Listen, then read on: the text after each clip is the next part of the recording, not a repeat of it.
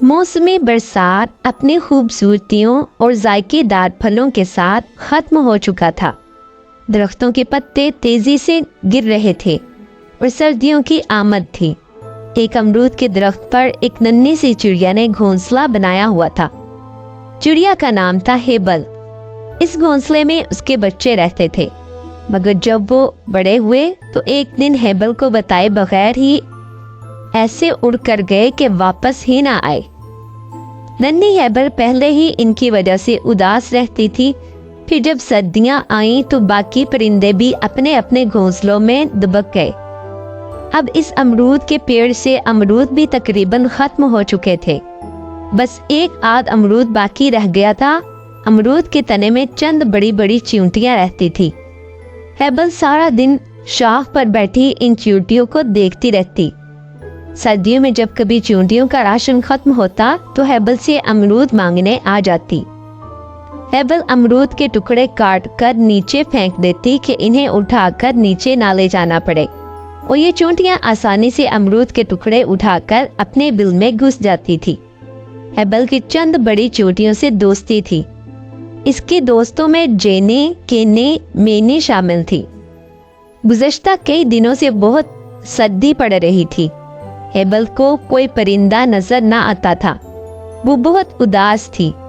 उसका दिल चाहता कि किसी दोस्त से बातें करे, मगर कोई भी उसे बातें करने के लिए ना मिलता था। उसने सोचा, चलो जेने, केने और मीनी से मिलती हूँ, इनसे बात करती हूँ तो तबीयत खुश हो जाएगी। हेबल नीचे आई और चींटियों के बिल के बाहर आकर आवाजें देने लगी। जेने बाहर आओ, केने मैं हेबल हूँ। कोई बाहर ना आया तो उसने फिर आवाज लगाई, मैंने देखो मुझे तुम्हारी जरूरत है। मगर वो सब तो अपने गर्म बिस्तरों में मजे से लेटी गर्मियों के जमाशुदा फल और खुश्क मेवाजात से लुत्फ अंदोज हो रही थी। वो सब खामोश रही, कोई भी उसकी बात सुनने ना आई। कई दिन गुजर गए।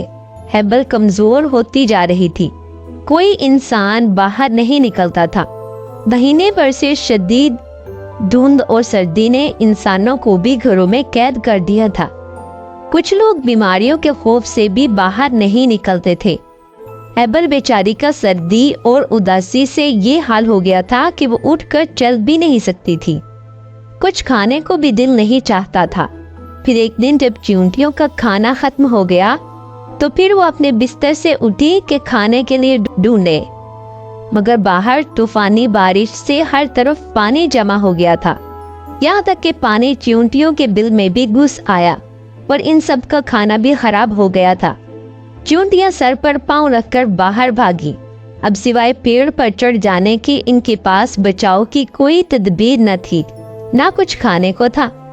अब वो जल्दी से घोंसले के पास गई और हेबल को आवाजें देने लगी, मगर कोई जवाब न आया। जेनी ने आगे बढ़कर देखा तो वो औंधी गिरी हुई थी। तीनों ने अंदर जाकर इसे सीधा किया, मगर वो तो बेसुध पड़ी थी क्योंकि हेबल मर चुकी थी।